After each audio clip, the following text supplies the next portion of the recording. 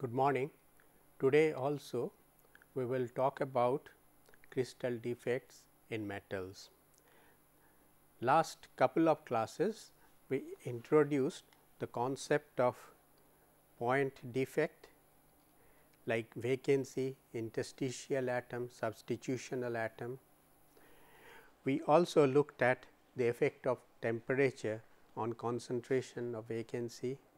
We also looked at length about line defect, that is dislocation, which is a boundary between deformed and undeformed region or slipped and unslipped region. We talked about two basic types of dislocation, that is edge and screw. We also looked at the nature of stress field surrounding the dislocation. And today we will talk about a part of this dislocation interaction. We will also look at a defect, surface defect called stacking fault. And to sum up, we looked at two types of dislocation, that is edge and screw. If we look at their characteristic, which is listed here, these are certain features of edge dislocation. This is the certain features of screw dislocation. In fact, when you look at a dislocation, so basically you have to define two things. One is the dislocation direction, and another you also need to define the Berger vector. This is B. Say suppose this is the unit vector representing the dislocation direction t, and this is the Berger vector, and angle subtended is theta, then clearly this is a mixed dislocation and it has an edge component which is like this B sin theta, and this is the screw component which is B cos theta, it's Berger vector. Now, clearly if it is an edge dislocation, say suppose if it is an edge dislocation, means this is the dislocation direction, this is the Berger vector, it can slip only on the plane which contains both T and B, and therefore, the slip plane is given by this B cross T. Now, same thing if you try and do for screw dislocation, this is the dislocation direction, this is the Berger vector. So, if you take a similar thing, this n comes out to be that the plane, it comes out to be 0. B cross T is actually the vector representation of the slip plane. So, in this case n comes out to be 0, which means this is more mobile by glide. It can pass through, say suppose if there is a dislocation, say suppose here this is one plane, a screw dislocation moving, it meets an obstacle here, it cannot go beyond this, and at that time say suppose if there is another in slip plane like this, there is a possibility it can move on this. So, this movement is known as cross slip. So, which is listed here. So, if you look at this, then the dot product between B and T, so in this case the dot product is B itself, here it is 0, and you look at the stress field. In stress field, so basically if you assume the dislocation to be aligned along the z direction, if this is direction x 1, this is direction x 2, and your dislocation is line is along x 3. In that case, it was shown that if it is an edge dislocation, it will have these component of stresses, if it is screw, it will have these. So, look at the two, here these two are 0, whereas here each of these for screw dislocation, each of these component is 0. So, together if you have a mixed dislocation, you can say that all the 6 stresses will be 6 component of stresses will be present. We also estimated the elastic stored energy in the dislocation, and which comes out to be of this order, and this nu is actually Poisson ratio, and we know for most metal this is around 0.3. So, we can say on a rough say edge, maybe edge dislocation has a little more stored energy, elastic stored energy than screw, but for all rough calculation to understand dislocation interactions, we always assume that this is an energy of a dislocation is around say 0.5 G shear modulus B square. For many cases in the metal the G is constant. So, B square is directly gives a measure of the elastic stored energy of the dislocation. Dislocations having high or large Berger vector will be unstable. This is the reason why some of the you can try with some of the ceramic crystals or say sodium chloride crystal. If you look at that structure, there the Berger vector is much larger than the Berger vector that you get in metallic materials or metallic crystal. Now, about dislocation movement, we said that primary movement is glide through slip, both edge and screw can glide, but screw dislocation and glide not only on the present slip system, it can cross slip onto another slip system also, which edge dislocation cannot do. But edge dislocation has another type of movement, which is through interaction with vacancies. Edge dislocation means it is an extra plane of atom, and if a vacancy from lattice diffuses here, then the dislocation can climb up, or else if the dislocation climbs down, it will generate vacancy. So, that means this is the type of motion which is known as non-conservative motion. With this background, we also calculated the force that acts on a dislocation, and this is if you try and recollect, if this is a crystal, this is the slip plane where you have a dislocation, and this dislocation line is aligned along the direction, this is x1, along the direction x1, and you apply a shear stress tau, and in this case simply we could calculate the force on the dislocation, which comes out to be shear stress on that particular slip plane times the Berger vector. This you can say, this is, for example, we can always say that this is the resolved shear stress times Berger vector is the force on the dislocation. So, this is the force which is responsible for the glide motion of the dislocation.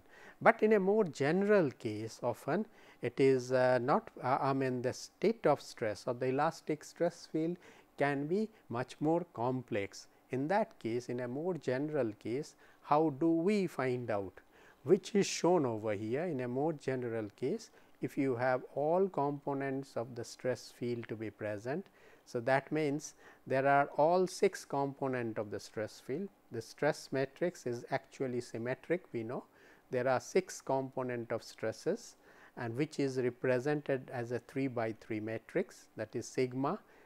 So, this is equal to sigma dot B. It is a vector, although it is a dot product, but it is a dot product with state of stress, which is at second rank tensor.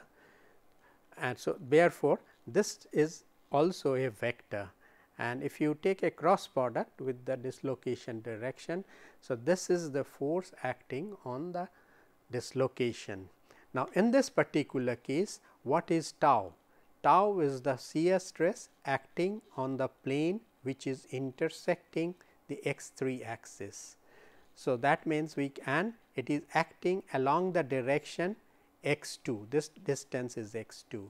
So, therefore, tau is represented as sigma 2 3, whereas here the dislocation is aligned along this direction, along x1. The dislocation is aligned along x1. So, that means this vector representing the dislocation direction, we can say it is 1 0 0. So, that means T 1 is non-zero, rest are 0, whereas the Berger vector is pointing, if we assume this is an edge dislocation and Berger vector points along the x 2 direction. So, therefore, only the x 2 component of the Berger vector is non-zero, rest are 0. So, let us see, I mean, how can we do find out this force on the dislocation as taking this as a more general case. Now, here we will introduce, it may be better if I introduce a concept called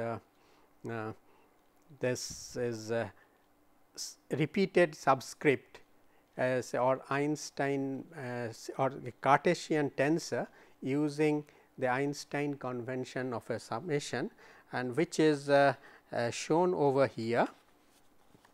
To be more explicit, what we can do when we have to find out a cross product, say basically say suppose if we do a cross product of two vectors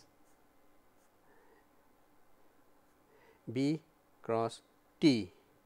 Now, this vector, this can be represented as that cross product P can be represented as, we introduce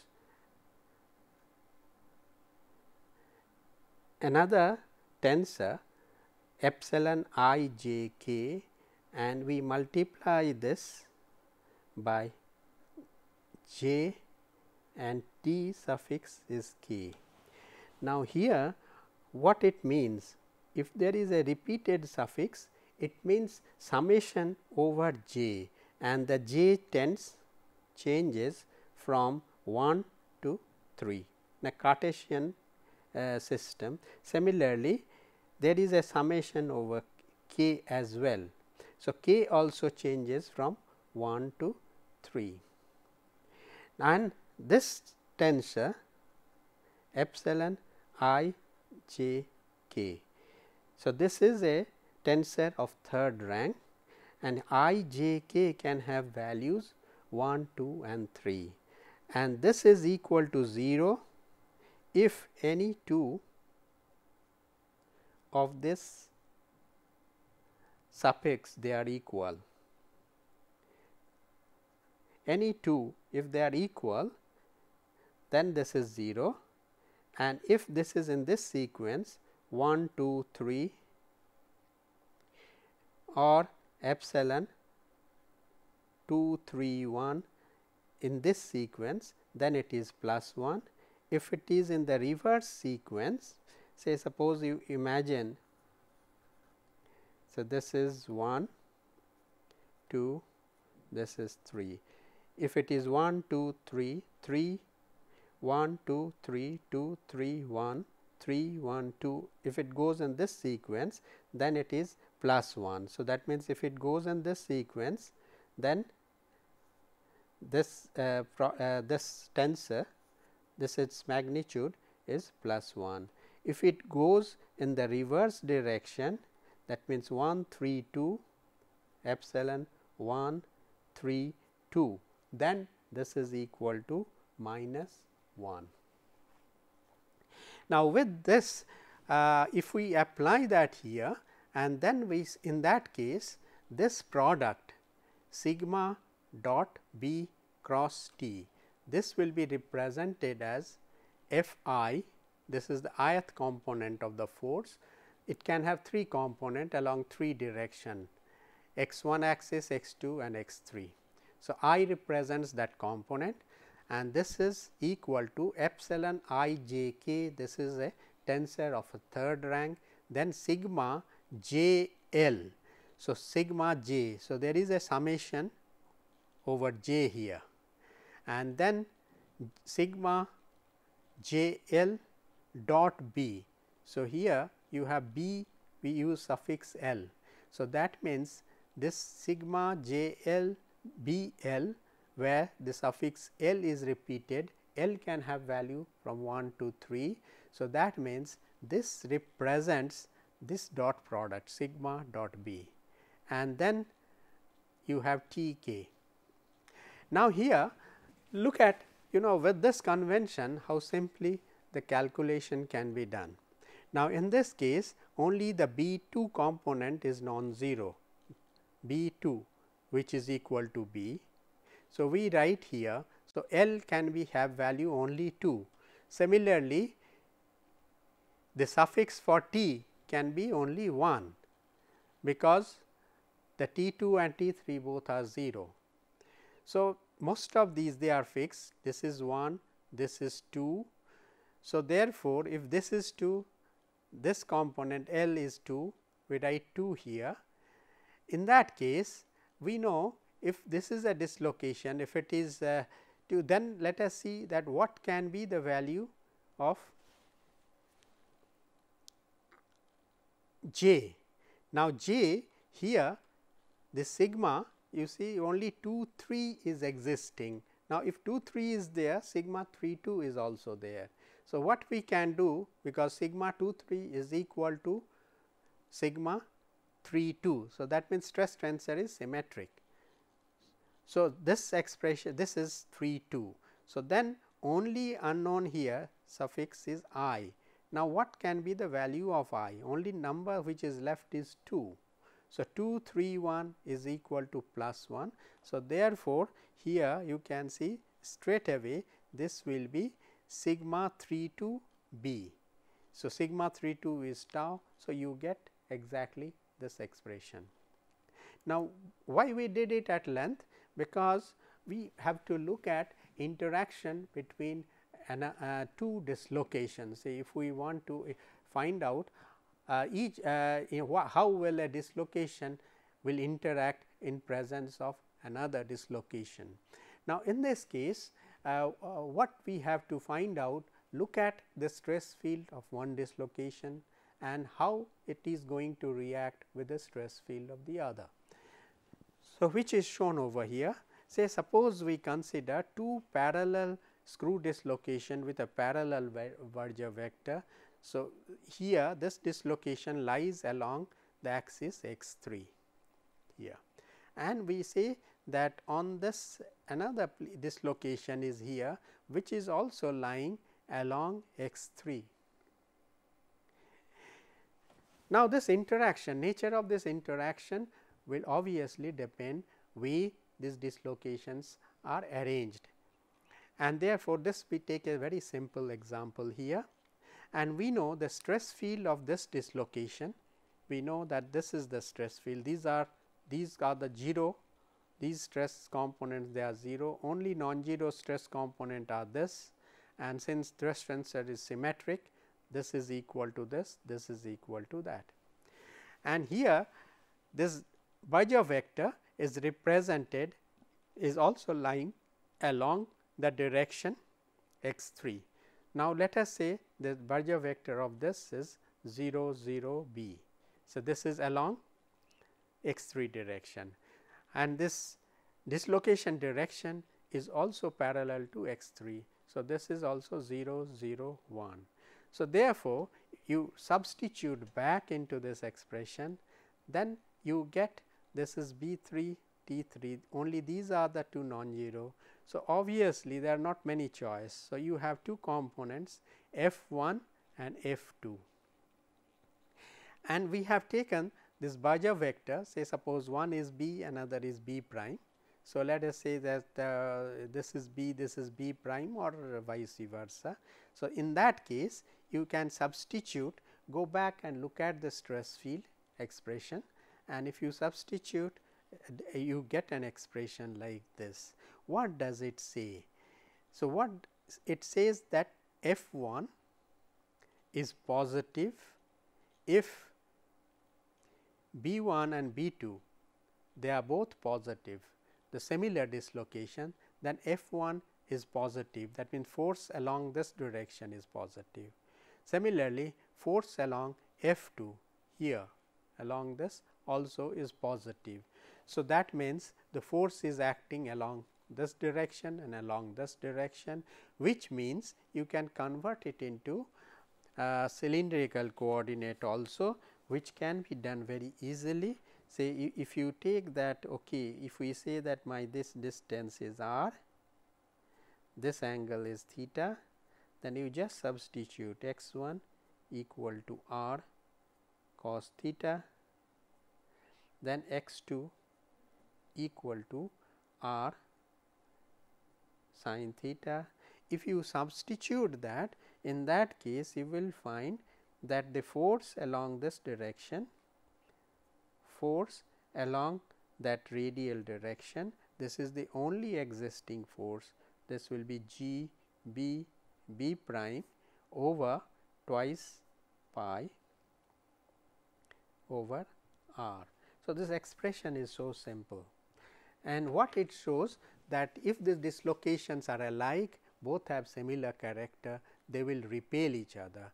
But if one is a positive, another is a negative, then the force will act, say B equal to minus B, B prime equal to minus B, then the force will act in the opposite direction. So, basically they will attract each other. So, that means if you assume one is a right handed screw, another is a left handed screw, if these two dislocations come and meet together, if in that case the dislocation will disappear. So, this is one way in which a dislocation can disappear as well.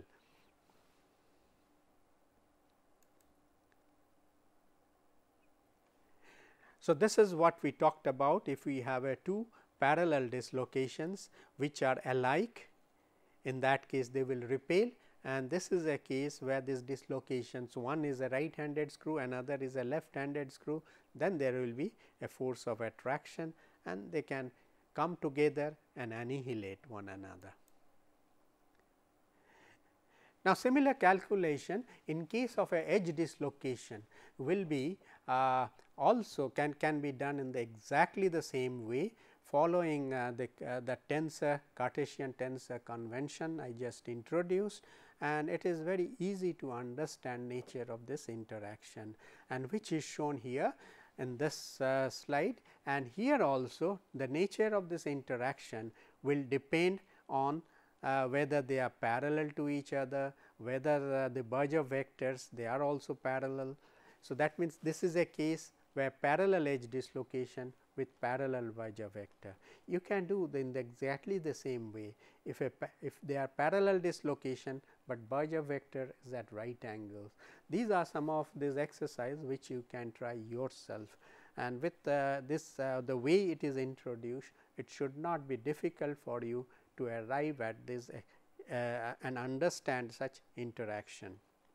Now, in this particular case edge dislocation, the non-zero component of stresses which are listed over here, and here again the Berger vector is along x 1 direction. So, unlike that where the Berger vector was along previous one along x 3, here Berger vector is along x 1 direction. So, B you can represent at B 0 0, only B 1 component is a non-zero component. Similarly, in case of the T, it is only the x 3 component is non-zero, and with that if you subtract and substituting, let us say find out a general expression for the ith component of stress F I. So, you will write this is the overall general convention. Now, here T only non-zero component is T 3. So, you have only T 3. So, that means K can take value 3. So, replace here 3, here 3. Similarly, B can have only value B 1. So, B 1 and here also that is L is 1, here also it is 1. Now, you left with only two suffix I and J. I of course, it will denote the ith component of stress. So, you will find out whether I is 1 or I can have value 1, 2, 3, 3 component of force. Now, what value can J have? Now, here this J, it will depend which are the non-zero component of stress. So, J can have value, this is already 1. So, J can have value 2 because sigma 1 2, this is a non-zero component. So, J can have a value 2. Now, can it have value 3? If you put sigma 3 1, look at this table here, sigma 3 1, it is 0. So, it cannot have value 3. So, you substitute, but it can have value 1. So, j can have value 1, this is sigma 1 1. So, you have two possibilities sigma 1 1 and sigma 2 1, which is substituted here. So, this gives the ith component of the force. Now, clearly there are two value I can have. Now, if I, can it be 1?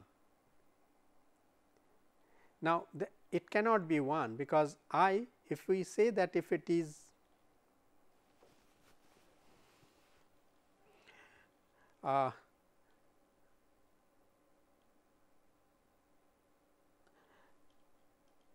see I can have 1, because here second part here, if we put I equal to 1, in that case this becomes 0, because epsilon 1 1 3 this is 0.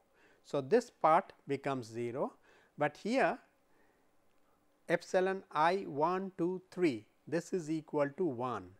So, therefore, F 1 will be equal to epsilon 1 2 3 sigma 2 1 B 1 T 3, and you substitute, look at that value of the stress field and substitute here, you get the force F 1. So, F 1 is the force acting along this direction, this is non-zero.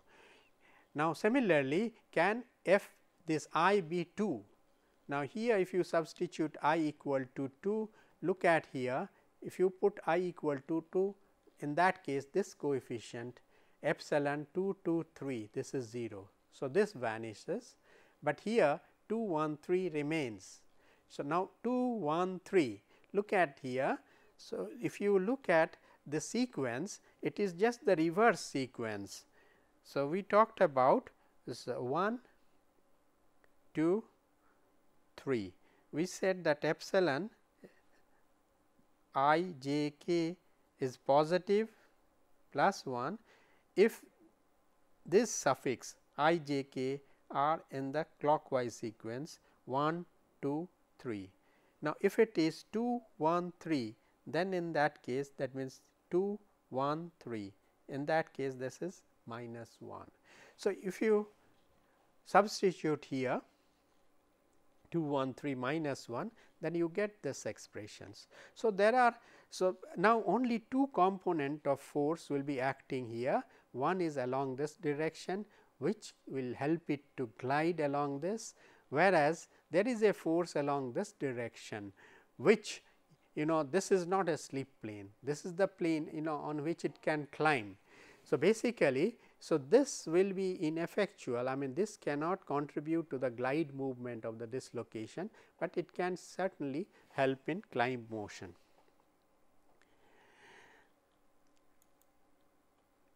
Now, here also if you look at this, let us look at the nature of interaction depending on where these dislocations are located, because this force is clearly a function of, because what we can say these are virtually constant, because we know that Berger vector in a face centered cubic crystal, the Berger vector they are fixed, this will be, so these are all constant. So, nature of this interaction depends only on the location of one dislocation with respect to the other. So, that means the relative positions. So, that means the coordinate x 1 x 2. So, this is, and x 3 does not feature here. So, that means along the length of the dislocation, the nature of stress field is exactly same. Now, here also if you do this polar that conversion, which is easy to understand. So, you can do the same thing and show that this expression looks much simpler. So, this is inversely proportional to the distance between the two dislocations. So, that means if the dislocation is far apart, interaction will be less. Now, let us look at this coordinates, say this is a 2D diagram, this is x 1 axis, this is x 2 axis. These are lines where x 1 is equal to x 2. If x 1 is equal to x 2, what does it show? Let us look at the nature f 1. If x 1 is equal to x 2, then f 1 is 0. So, that means if a dislocation lies here, there is no glide force. So, this is, you can say, one position of equilibrium. So, that means this point, say suppose we take a section here and let us try and understand what is the nature of the force as you move from this point to this, or you come from a distance along this up to this. Now, here clearly here you will have the force is equal to 0, and if you look up here in this case, this force, you look at it, x 1 is greater than x 2. If you are here, x 1 is greater than x 2. So, F 1 is positive. So, therefore, the nature of the interaction is one of repulsion. So, it is repelling. So, it is not like screw dislocation that exactly the nature of the force, it can change from repulsion to attraction even if they are of have similar character. Even if they have similar character, they can change over from repulsion force to an attractive force depending on where these dislocations are located. So, here this is a position of equilibrium. If you go this side, there will be repulsion, but if you come here, in that case x 1 is less than x 2. So, therefore, the F 1 is negative. So, it is pointing towards this direction. So, if a dislocation is located here, there is a glide force and you do not need much of a force to move a dislocation. So, dislocation will glide along this, and when it comes over here, in that case here x 1 equal to 0. So, F 1 equal to 0, and here if you try to push it here, then you will find that force is acting in this direction. So, again this will bring it here. So, this is a position of most stable dislocation configuration. If you displace it here, it will try to come back to its disposition. If you displace it this way, again it will try to come back to its position of that equilibrium position. So, this is a very stable configuration, whereas this is an unstable position of equilibrium. Displace it slightly here, this will move this direction, and if you displace it slightly this, then it will come here. So, this is an unstable equilibrium. So, if you do that and make a plot, you will get a plot, say something like this. F is negative very close when this in this portion f is negative, here f it is 0. So, this point represent this, again it goes up and then it will go to a distance somewhere, you can find out where it will be maximum. So, basically where it will be maximum at which position of theta or which position of, so basically here we say that x 2 is fixed, at which value of x 1 this will be maximum. You can differentiate and find it out, and you will find this is the maximum distance. This is where, this is the distance where f 1 is maximum, and this will be symmetric on the either side.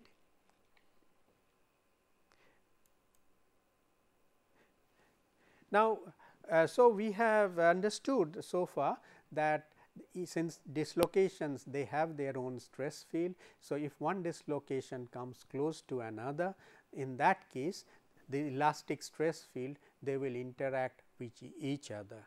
Now, suppose what happens when a dislocation, crystals have several dislocations, and say suppose this is a slip plane in the crystal, you have an edge dislocations. Now, there will be several dislocation which will be threading like a tree, say basically threading through this slip plane. This is perpendicular to the slip plane, this is an edge dislocation. So, basically we say that when a dislocation will move in a crystal, it is bound to come near other dislocations which are intersecting the slip plane.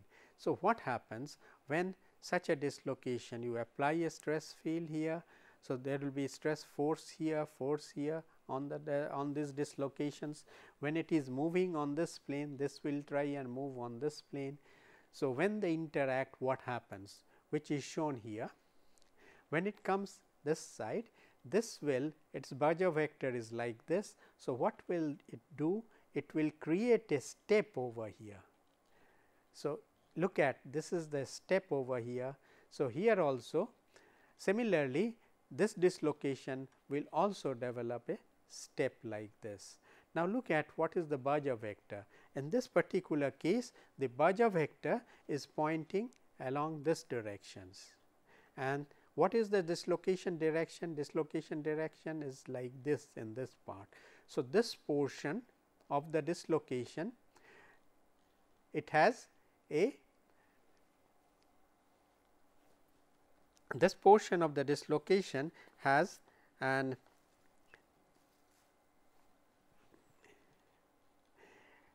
character is little different. This part, this Baja vector, if this is the Baja vector, this is the dislocation direction, this is at right angle. So, this is edge. So, this also is edge, but this is a screw dislocation. So, the screw dislocation can move, it has a multiple, you can cross slip, it can move on any plane which contains it can also move in this plane. So, this is the type of step which you can say is a mobile, it can move along the length of the dislocation and come out of the slip plane. So, same thing here also, its character is that of a screw dislocation. So, this type of step is called kink, and it has a screw character, and it can move along the length of the dislocation. Now, what happens if these dislocations are little different? Now, in this particular case, this is an edge dislocation, this is a screw dislocation, this is the Baja vector along. So, now here if it moves, it passes through, then what happens? Say this goes this side, this comes this side. So, here this will try to push a part of this dislocation on the upper plane. So, this moves to the upper plane. So, now look at it, this dislocation still lies on the previous slip plane, whereas this dislocation has moved to a plane just above it. So, they are no longer on the same slip plane, and here is another dislocation which is like this here, and what is its character? Baja vector is this. Baja vector remains same along the length of the dislocation, it does not change unless another dislocation meets. So, basically here, so here also it is perpendicular. So, this also is has an edge character. So, this type of step is called a jog, and this jog, if it is a slip plane, it can move on this perpendicular plane perpendicular to this. But if you look at, say, suppose a face centered cubic crystal, in a face centered cubic crystal, the slip planes are not normal to each other. Slip planes, say if it is a one slip plane which is 1 1 1, the another slip plane which also has to be 1 1 1, that will intersect at an angle. So, if a jog forms here, if there is a perpendicular dislocation, if a jog forms here, then that jog will not lie in a common any 1 1 1 type slip plane, which is a normal slip plane in FCC. So, this will act as a obstruction to the movement of the dislocation, and this jog dislocation can nevertheless move if vacancies can migrate to this jog. Then this portion will move in a non-conservative manner, whereas this will be the normal glide motion.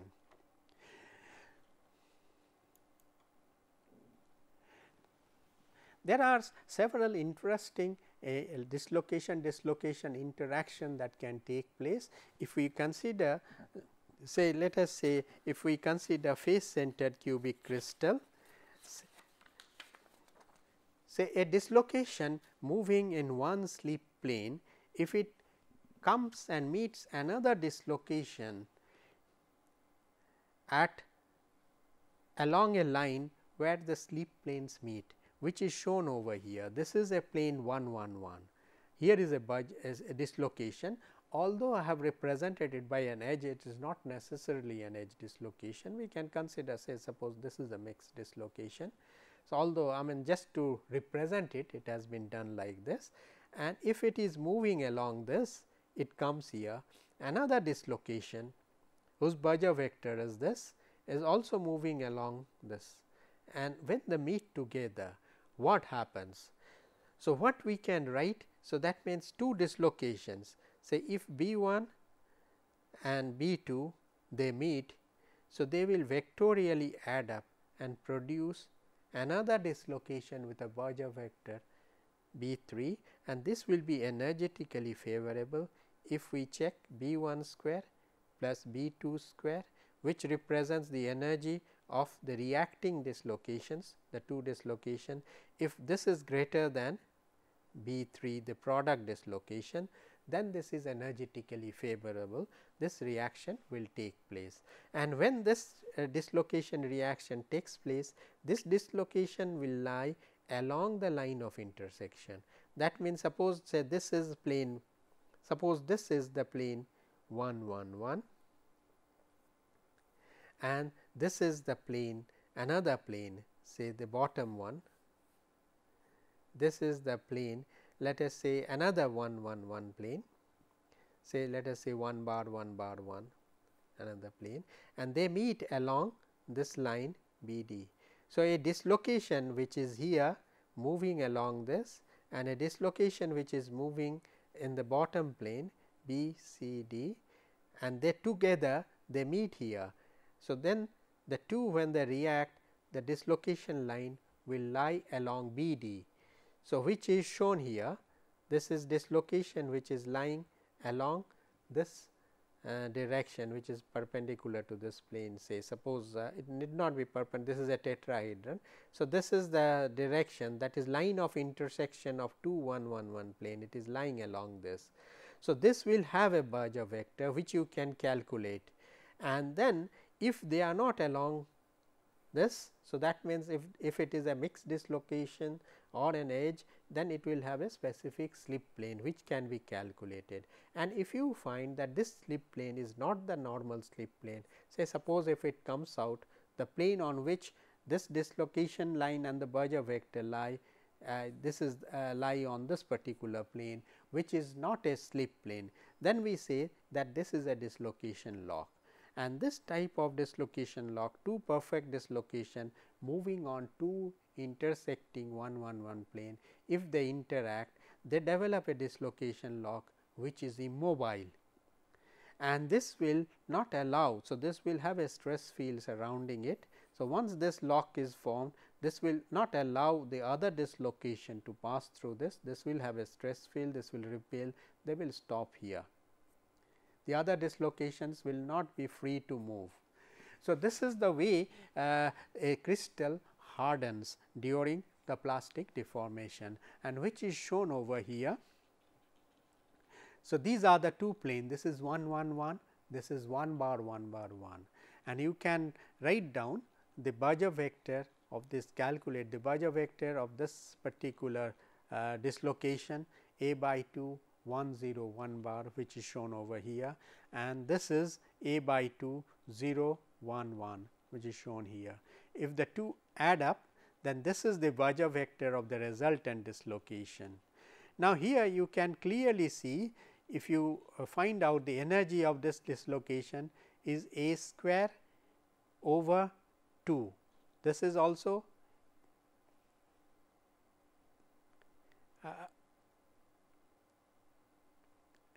so, this type of dislocation, if you try and check whether this dislocation is energetically favorable or not, and what it will find out that this dislocation is A square by 2, this is also A square by 2, total energy is A square, whereas this dislocation energy is A square by 2, which is certainly less. So, this is energetically favorable. So, this reaction will take place, and this, and you can then find out what is the line of intersection. Line of intersection of these two plane is 1 1 bar 0. If 1 1 bar 0 and this is 1 1 0. So, this character, this is an edge dislocation.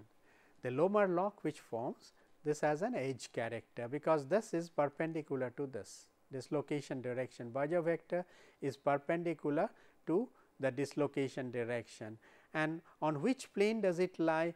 Clearly, it is 0 0 1. So, which is not a common slip plane in the face centered cubic crystal.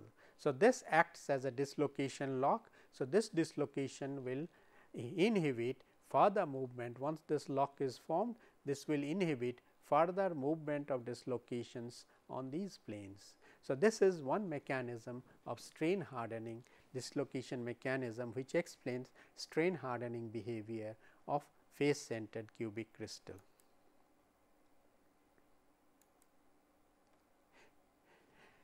Now, we will let us look at the way the atoms are arranged and depending on that arrangement of atoms is there any other types of dislocation that we can think of. So far dislocation that we have considered is something like this. This is a closed packed plane of a face centered cubic crystal. So, all these atoms they are closely packed and these directions are, this is a 1 1 1 plane and these directions are 1 1 0 direction, these are diagonal face diagonal direction. And the next layer which will go and occupy the one of these sites. If you look at, there are two sites, if this is a layer A, this is a site B, this is site C, and when the next layer comes it occupies, let us say, B site, but it blocks the C as well. Part of the C is also blocked and it cannot occupy the C site. C site is this site, and then when the next one goes it occupies C site. So, face centered cubic, this is the way the dislocations are arranged. Now, what happens if this sequence is disturbed?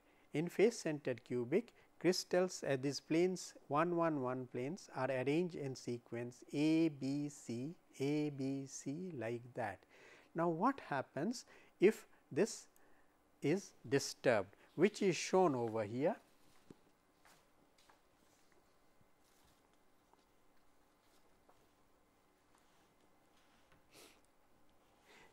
Now, look at this here, say this is the A site and now suppose that the B layer has also been put. So, these are the B site. Now, what happens if from this is the B site. So, B site it has to go from here to here. So, this atom, this layer earlier was occupying this. Had it occupied this, if you draw the circle, you will find this will touch this as well. If we draw the same circle, you will find that this will touch this as well. Now, if this moves from here, that means next row of atom, if it moves here, then what happens? A gap is created. And a gap is created, and thus that means this is a line type of a line defect. There is a gap is created on this particular plane, and so this is a dislocation. There is a dislocation here.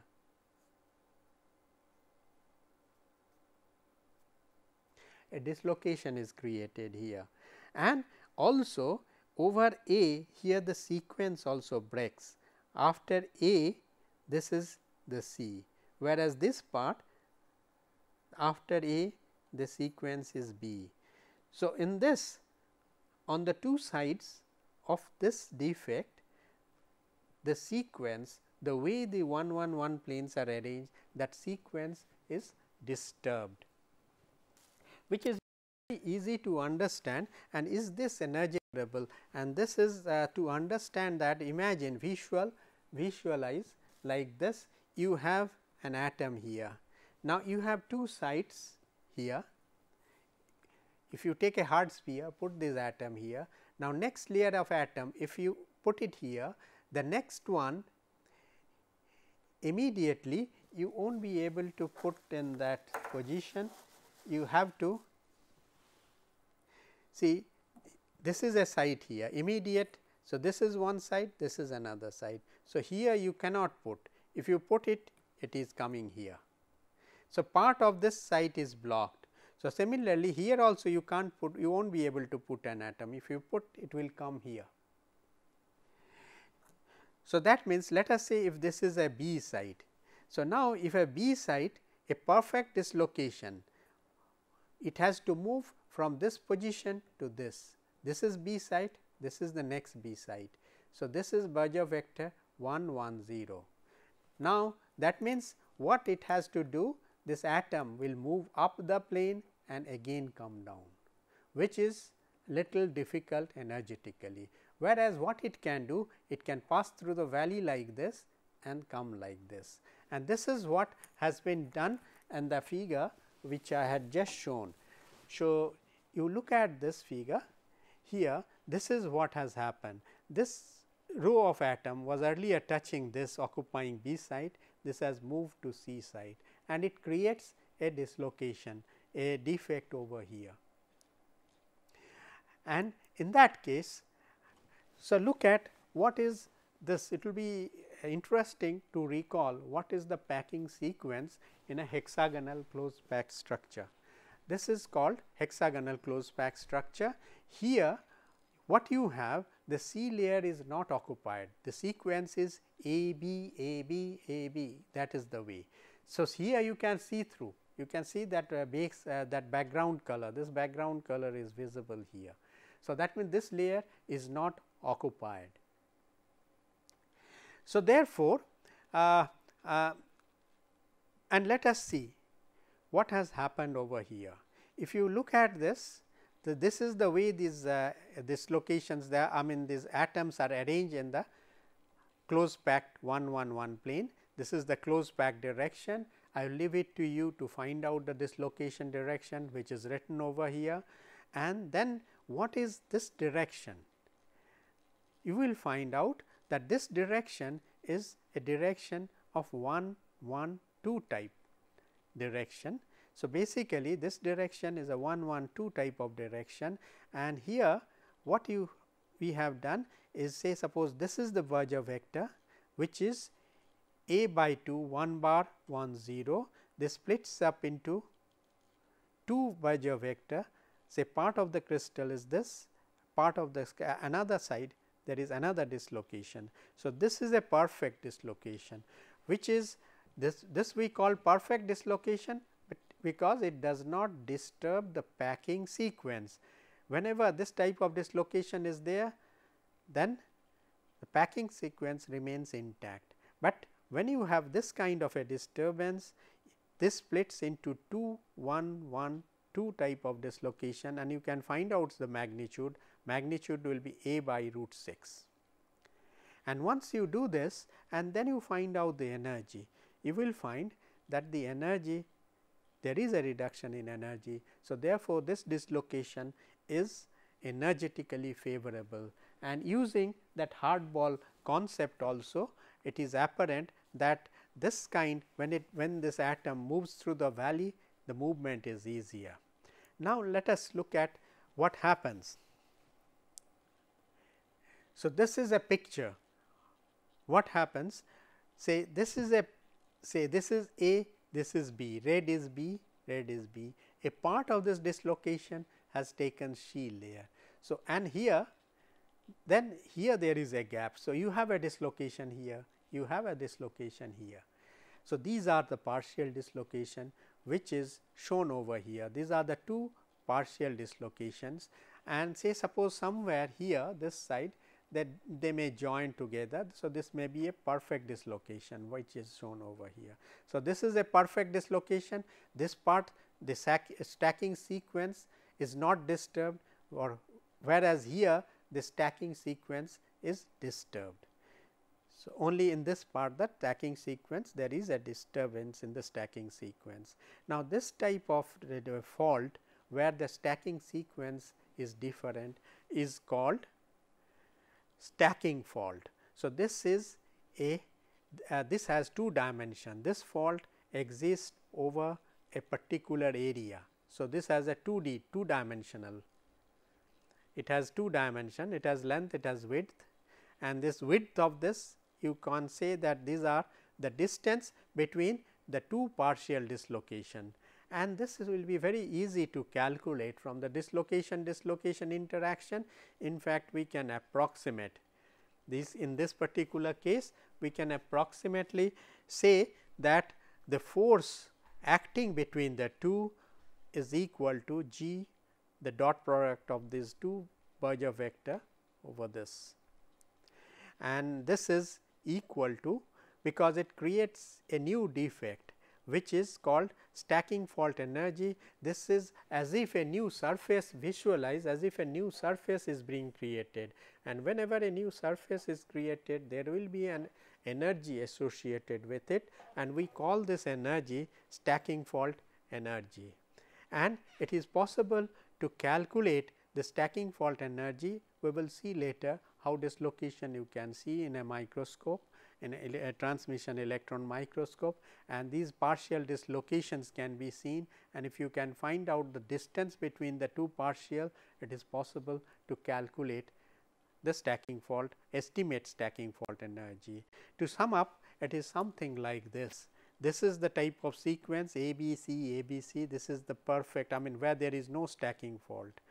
And whenever, suppose this particular case, here this part of the crystal, it has gone through, moved through one partial dislocation, that is A by 6112 type, which is shown over here. So, in that case the B moves to C, if B moves to C, C will move to A, C will move to A. Similarly, and this sequence continues in that direction. So, look at over this, you have A, B, C, A, C. So, you can see here it is C, A, C. So, here the sequence is something similar to a hexagonal closed path. The sequence is disturbed. So, therefore, we call this a stacking fault, and it consists of two partial dislocation.